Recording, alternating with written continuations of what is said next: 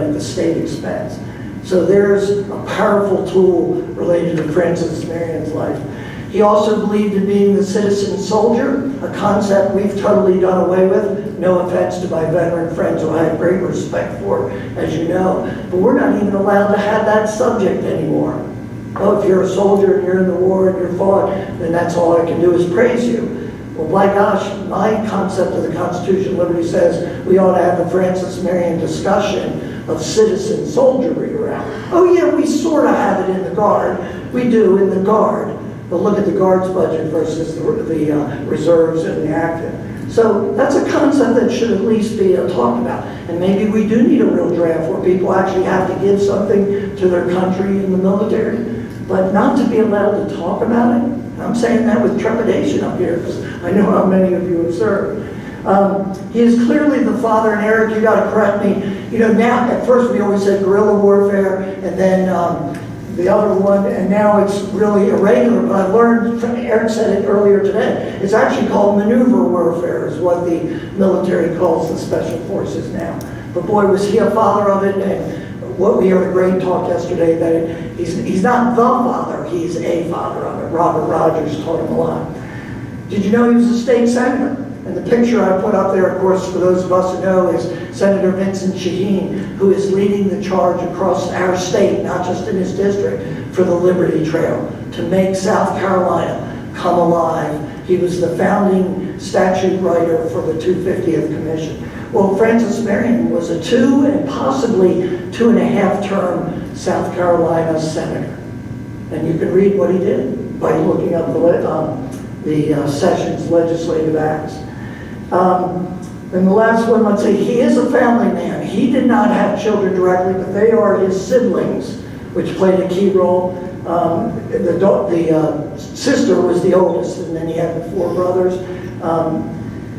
He's the youngest, and for those of us with big families, yes, where you rank in the family definitely matters in terms of your motivation.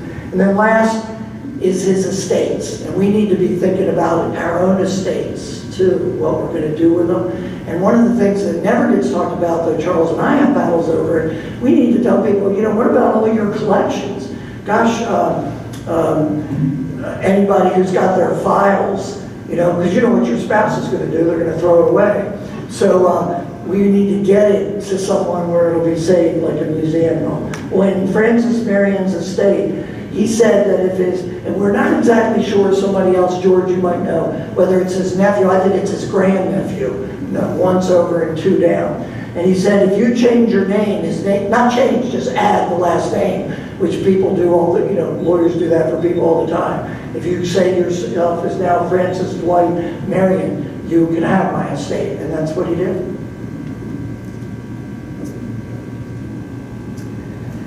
Here's himself summing it up, though. I find fault with officers for anything I am made to believe they have done wrong. If I find, I cannot be angry with anyone individually, but I am not capable of that. When I am acting in a public capacity, but for public errors against the good of my country. Gosh, we could use some statesmen and elected politicians, and how about citizens who hold their politicians to that same standard today? And now they're all doing it in the public capacity and not focusing, and they're focusing on the individual. This is Marion's words. The legacy, and by the way, every time I look at this, it changes. There are 17 counties in the United States, counties named for Francis Marion, our Francis Marion.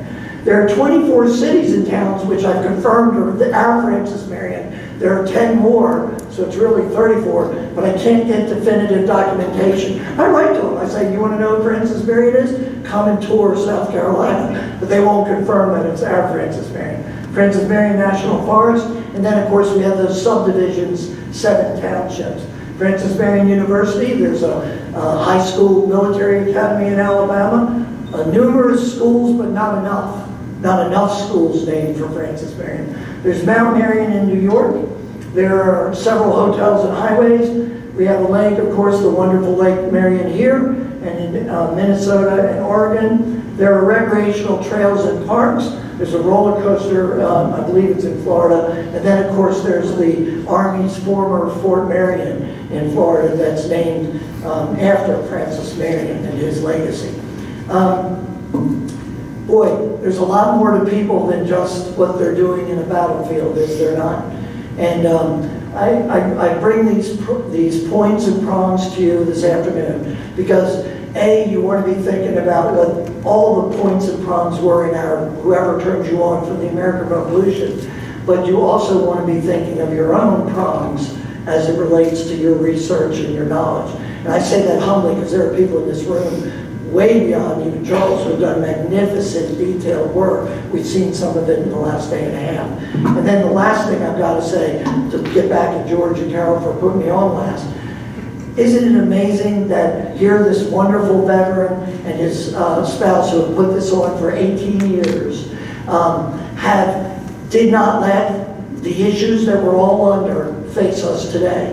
You know, they said, yeah, we'll do it right and we'll do it, but we're going to do it. And boy, if that's not the legacy, with all your murals, I mean, you have done more to put Clarendon County on the map than anybody else, and they're not even natives, they're immigrants. So we got to thank you so much for what they have done here and what they've done for 18 years. Will you stand up?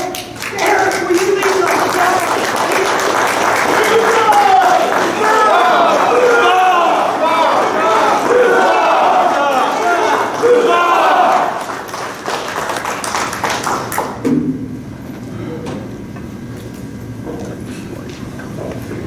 Have a seat, we just begun the fight. Thank you, David. Well, thank you all for coming. We weren't sure when we said we're challenging the system, whether anybody would be with us. But we were pleased that a lot of folks feel like we do. And if when you leave, you don't need to know who you are when you get home, please leave your name tag in the bowl outside the door on the table. You can have the paper, we'll just take the plastic and recycle it. And if you don't need the plastic holders, we would appreciate that. We'll be sure to give you one next year. A question about the room. We had a lot of thoughts about whether we want to open it up or what. But the feedback I've gotten from the people that work and sit in the back is they like it open.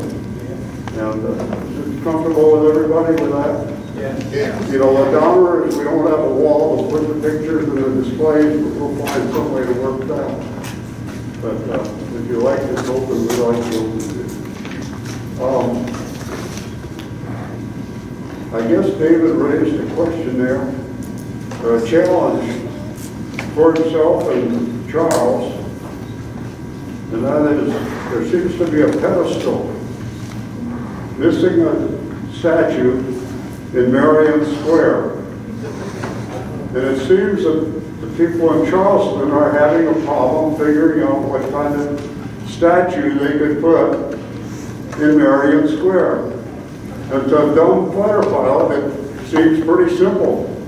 The square is called Marion Square. Why don't we put Marion statue on that pedestal? Isn't that a stupid idea? Is that a good idea? So I know that Charles doesn't have much more on his plate, and I know that David doesn't have much on his plate, but you know, just to give him something to think about. Elwood and I were talking about some of the numbers game that the folks led by those in California seem to like to play with the China virus. And he said he would be glad to give you 5 or 10 minutes of what he has seen as from the medical side of it as to how they play with the numbers and what his feeling is on it. If you would like to stay, we will be glad to stay with you. Would you like to have Elwood for a couple minutes? Will you do that all? Tell you what I know. Okay, and thank you for all the compliments that you said about the work that we've done, but we couldn't do it if you didn't come and we didn't have all these great presenters, so we thank you very much.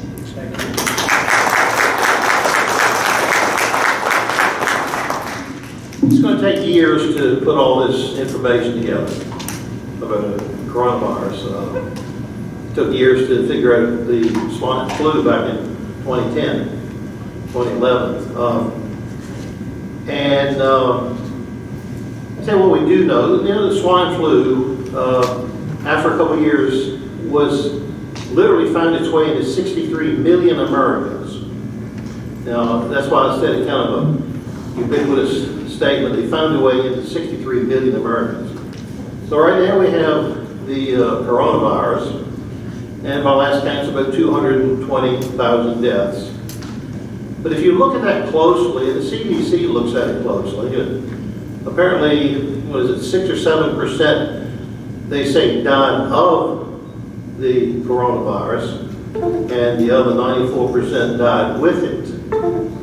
Now, again, nobody wants to talk about death, but every year, 3 million people in the United States die of all causes, roughly maybe 2.9 million people die every year in the United States. And if you divide that by 12, it comes to about 260,000 people deaths per month. So the morticians stay pretty busy. There's an effort to break down, forget the virus for a second, how many people die of heart failure. Heart failure is a killer. Heart disease is not necessarily a killer unless it puts you into a failing situation. So heart failure is a killer. Cancer and pulmonary disease, COPD, emphysema, and other diseases, trauma, suicides, etc. And these all have their own numbers. What I'm carrying in my head is about heart disease, maybe 600,000 people with heart failure die every year. Something like cancer, similar, 600,000 people die every year from cancer, terminal cancer. Emphysema, maybe 300,000 die every year. So these are definite numbers. You can get a better idea if you look on the internet to find out. So I just hope that through all this that the media doesn't scare us to death. On the other hand, we have to be careful what we do and practice all this social distancing and masks and so forth. And we'll find out what works sooner or later. But I just hope the reporting is accurate. In other words, people don't die of two things necessarily.